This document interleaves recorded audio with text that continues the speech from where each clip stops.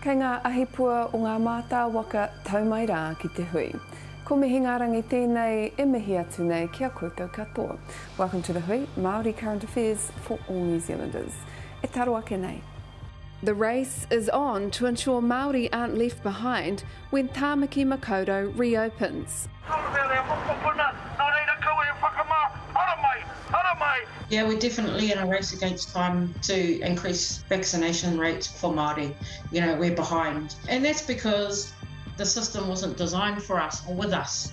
We're with Maori health workers hitting the streets to protect whānau Māori. He's one of Te Ao Māori's most iconic activists.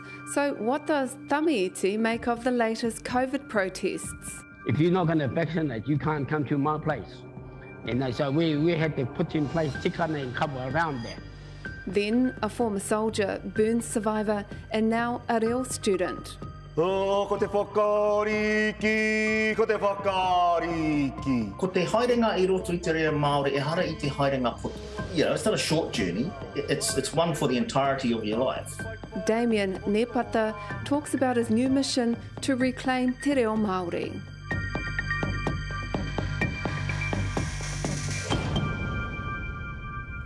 Tahuti mai. Māori now make up the largest cohort of New Zealanders infected with COVID-19 in the current Delta outbreak. And as case numbers grow and restrictions ease, teams of Māori health workers are pulling out all the stops in the race to connect with our most vulnerable whānau in Tāmaki Makaurau. Anei te pūrongo a Rewa Harriman.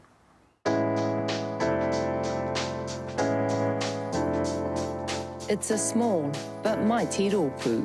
Ara mai te toki, haumi e, ui e, taiki e. A rōpū driven by aroha and purpose. So we are going to hang out in 3 suburbs today. They are suburbs that are dear to our hearts, but also from a data point of view, those are the suburbs where we have the most Māori left to vaccinate. They're connecting to whānau, one street at a time. And I'll share your coffee if you like. Taking kanohi Māori to the streets is the next step in the race to increase Māori vaccination rates. We're now down to those whānau that are hesitant, that may still have social issues, you know, no transport, you know, a single parent at home with multiple tamariki, and we needed to be able to change up our approach. I'm Jason, one of the GPs at Papakura Marae. How are you? And going door to door is the first step.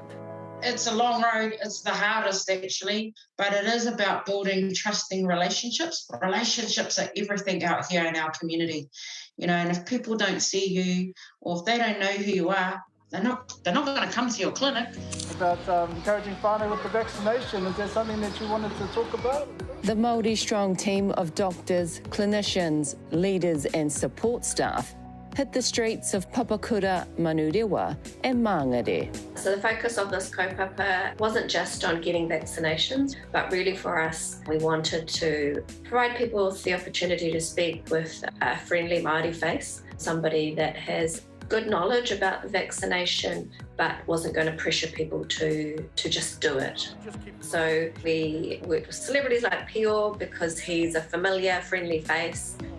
And if you're not sure about what's happening with the vaccine, come down and have a talk to our Maori doctors. He has a big, happy voice that will bring people out of their whare. And so with him on the megaphone, doing the shout out for whānau to come out and have a kōrero, and then the rest of us just being available so that people could ask the questions that are going through their minds. And that's, I think, what I like the most about this kaupapa is that we actually had the opportunity to do that. People did come and talk to us and ask the questions that meant that they weren't sure about getting vaccinated. And the result was actually a lot of them decided to get vaccinated on the day. It was there, it was convenient. Are there side effects? Yeah, there are some. But when you had the vaccine, the ones that are most common is that you can get, obviously, a sore arm. It was a real privilege and an honour to be able to walk the streets with our Māori doctors, because they're such a hard resource to get access to because they're very, very busy. So being able to take our Māori doctors to the streets is really uplifting and really inspiring for those of us that have been in the game for a long time, but also for our whānau who want to actually be able to talk to a doctor. You know, even though we go out in our mobile outreach and we have Māori clinical nurses with us, there's that next level of confidence, I guess, for whānau who feel that they've got direct access in their street, out in their driveway to a Māori doctor who they've only ever seen on TV. So to have them in their street, they feel valued, they feel cared for. Natasha Kemp is the CEO of Manurewa Marae, who opened their wharenui as a vaccination centre back in April. To date, since April, we've vaccinated 42,000 whānau. If not through the marae, then through the shop cars, bus and campers, or to pop-ups that we've put up in our community. That's all it was for us. It was just about increasing access, providing a place for whānau to come to get vaccinated. And it wasn't just for Māori, it was for all, for everybody in our community. The marae has been helping their community throughout the whole pandemic with a range of kaupapa and services. It's a way for us to keep connected with our community, and it's a way for us to not just provide vaccinations, we're also providing testing. So we have a testing site. We also provide a food bank and have kai. That's what it is at the end of the day. It's all about getting resource and support to manaaki our whānau. In Māngere, Lily has seen the impact of COVID-19 in her mahi as a GP at Turiki Healthcare. She says vaccination is top of mind. You know, we're really reassuring whānau that we will never turn people away based on vaccination, that we are here for everybody. But I think because vaccination is a big kōrero at the moment, some people don't want to access healthcare because they know that we're going to ask about vaccination, and actually they're not ready to have that conversation with us, or they're sick of having the conversation. So I worry that that's having an impact as well. Both Natasha and Lily have grave concerns about our Māori communities once the Auckland region reaches the 90% threshold for vaccinations, as Māori rates will still be significantly lower. Yeah, we're definitely in a race against time to increase vaccination rates for Māori. You know, we're behind. And that's because the system wasn't designed for us or with us. You know, we were saying last year, and even this as early as February this year, we need mobile outreach. You know, that's the way to get to our people and to our community. They're not going to come. We've got to go out and get to them. And we're there now, but it is a race against time. And the traffic light is coming sooner than we anticipated. And it's going to be our people that are going to be at the straggling end. For me, that's a significant inequity. And I'm really disappointed that Māori vaccination rates have not been prioritised. I think that this should have been an rather than we're just going to focus on everybody else and Māori will just have to catch up. Back on the streets in South Auckland, the team are doing all they can to make a difference. I don't know how long I was going to leave it for, like how long, but as long as I got it, I'm all good, say. Whether it was 1 or 100 vaccinations received, this rōpū is making sure no whānau is left behind. Nā rewa Harriman, tērā pūrongo ka hui anō tātou a konei.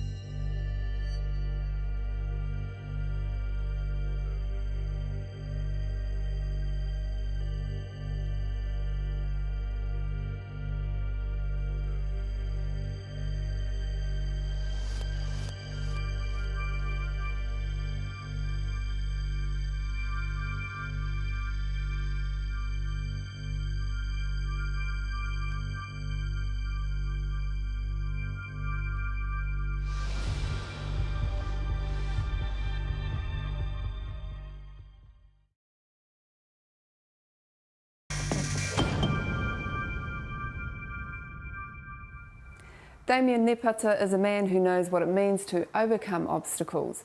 In 1994, while serving in the New Zealand Army, Damien suffered horrific burns to 40% of his body when the tank he was in rolled and caught on fire. He spent the next 2 decades fighting for justice alongside his brother George, who also suffered traumatic injuries at the hands of the New Zealand Defence Force. Having won their battle, Damien signed up for a new mission, learning te reo Māori. Anei te pūrongo a Rawani Pereira. Damien Nepata spent more than half of his life battling the Defence Force. It went on for so long that I just didn't realise how much energy it was draining from me. With that fight now behind him, Damien's embarked on a personal mission to learn te reo Māori. As much of a crappy year as 2020 turned out to be, for me, it closed a lot of other doors and opened up many more. Ko te haerenga I roto I te reo Māori, e hara I te haerenga poto. You know, it's not a short journey. It's one for the entirety of your life. Oh, ko te whakariki, ko te whakariki. Learning te reo Māori has been an emotional exercise. It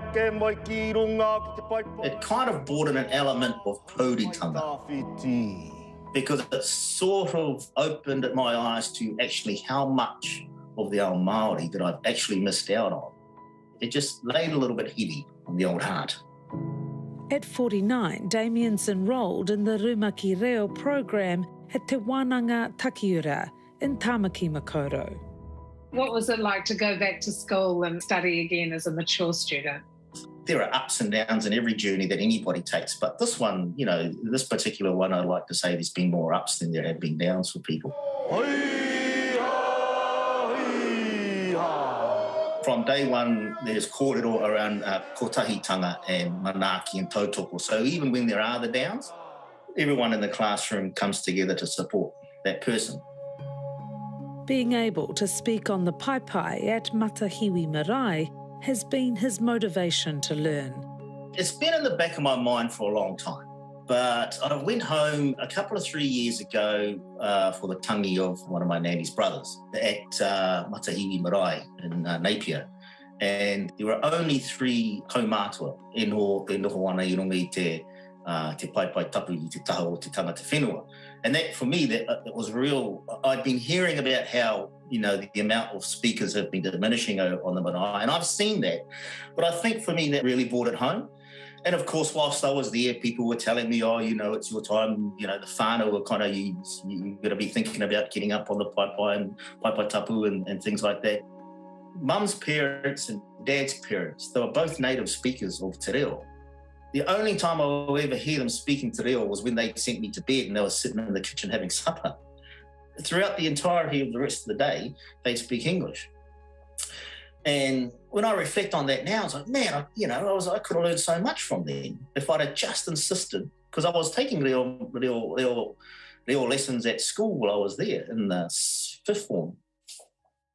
And they knew I was doing that, but they still didn't kōrero te reo ki au. Damien works as a customs officer, and it was through his employer, Te Mana Arai o Aotearoa, Damien received a scholarship to take a year's leave to study te reo Māori. The main purpose is to offer Māori staff an opportunity to immerse themselves in te reo Māori and tikanga Māori for an entire year. Since you began the scholarship 3 years ago, has it helped to enrich the culture of the organisation? It's an opportunity for our staff in particular to engage and start using te reo Māori as part of their everyday business or everyday work that they do in the office, whether it's to begin a meeting with a karakia, learn their pepeha, learn a few phrases in te reo Māori. That sort of gives them an insight really into what they potentially can do. So Damien taking the opportunity to be in the Rumaki Reo this year, he'll be a key part of that. Damien and his brother George were both soldiers who served in the army before 2 separate training exercises cut short their military careers. George was left a tetraplegic and Damien survived burns to 40% of his body. Last year, the Nepeta brothers finally received an apology from the government. So to see all of that struggle over all of those years finally come to an end, and where now he can actually sit back and have some financial security. After more than 2 decades of seeking compensation for their injuries, George was awarded a 6-figure payout, and the pair were finally able to put the past behind them. That was a heavy kaupapa in and of itself. And, you know, it soaked up a lot of our personal space and mental space. So to have it over and done with, it freed up a lot of energy to focus it in another direction. You and your brother, your older brother George, you've been through so much together, and you both decided to do your rumaki reo this year. How did that come about? Did you plan it that way?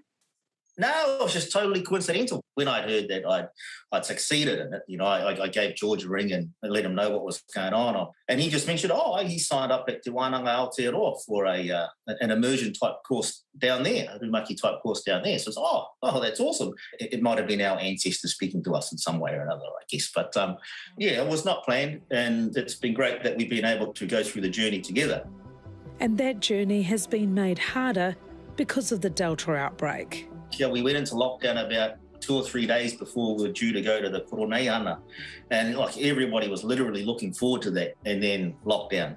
I was thinking of it as a way to measure how much my reo has grown by the amount of understanding I had during the whai kōrero. But that opportunity's gone, so I know my reo has grown over the years. For me, it was going to be a real test of how much has it grown. Kei te kitea hau I o tīpuna I muri I a koe. It was a real disruption, and it is difficult to get up in the morning and not go to a physical location, but just log on to a Zoom session. But regardless of Delta and learning later in life, Damien's making up for lost time, showing others that it's never too late to reclaim your reo. Don't leave it behind because like me, you weren't taught the language when you were young, and you're feeling a little bit whakamā about that. Just do it. Don't let that be a barrier to it. Don't let those thoughts overwhelm you. It's your culture, it's your reo. Go out there and take it. Koe kei a koe, Damien. Nā Rawani Pereira tērā pūrongo. Hei muri ngā whakatairanga ka kōrero au, kia tami iti.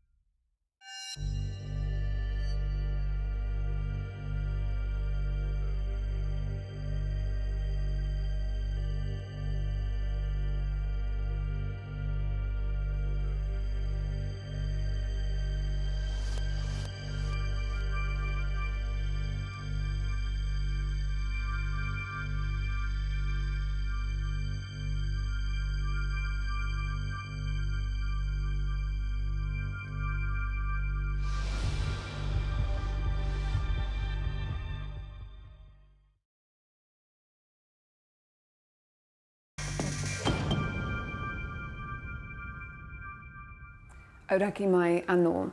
Tamiiti is one of the most iconic figures of resistance in Te Ao Māori.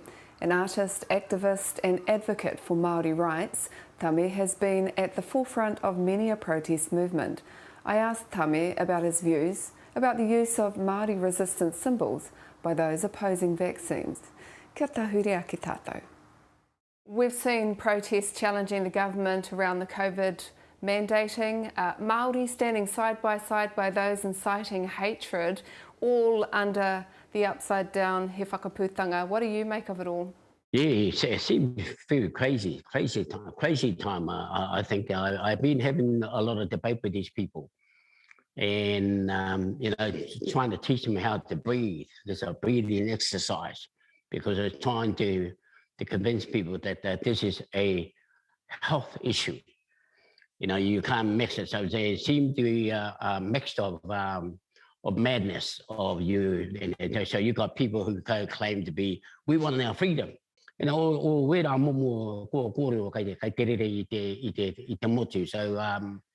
I have been having these little brief conversation with individual people. And of course, some of them have made contact with me here on Instagram, on Facebook. And so they wanted my view on it, and I made it very clear. And I'm being vaccinated way back in the 50s and the 60s, and I'm a child of the 50s. And I had measles injections, TB, typhoid, hydatitis, you name it. And during around in the 50s, a lot of our whānau have gone due to a lot of those various diseases, even just during my period of time. And my mama Hukarere was the one also shared with me about the influenza, the rewharewa, there at the Mahurehure, at our marae, where people were just dying at home. They didn't even have a tangi. So we know about that. So it's a mixture. I mean, I got my friend, Brian Tamaki and our whanauna, Brian Tamaki and the whānau, because they're whanauna to me too, my Maniapoto and the Tainui side. And so you got that view. So then you got the Trump view, the racist, and then you got some of these so-called tino rangatira one too. And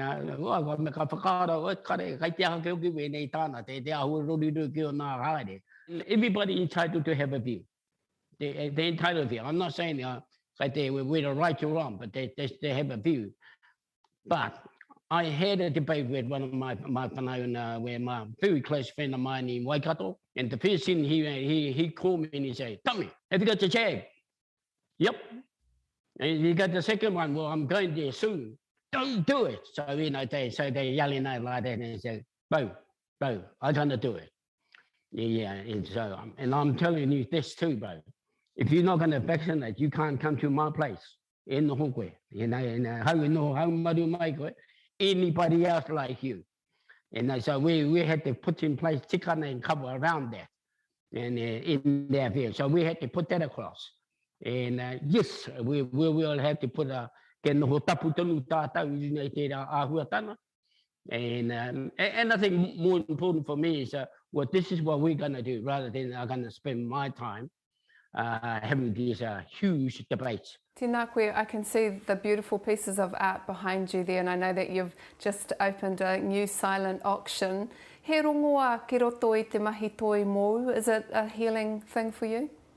In fact, at the first lockdown last year, kanoho hau maru hau nei I taku kai na tuni nei I rua toke ane au kai whakatani kai te mira at the studio where I'm based, and I didn't do any artwork there for the first 3 weeks of the lockdown, but on the 4th week I go boom. So I just came up with all kinds of ideas. So I came up with the shopping bags, and I politically just sat there and I just painted. It just so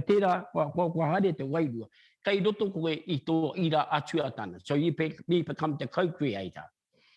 And so the art for me is a good platform, and because it's enabled me to provoke thought, and I ended up painting 400 bags, shopping bags. So people go down, you buy for 7 cents, and you throw away. So I thought I started working and painting there. So the shopping bag become an art piece. So at the moment, I'm talking to all kinds of people.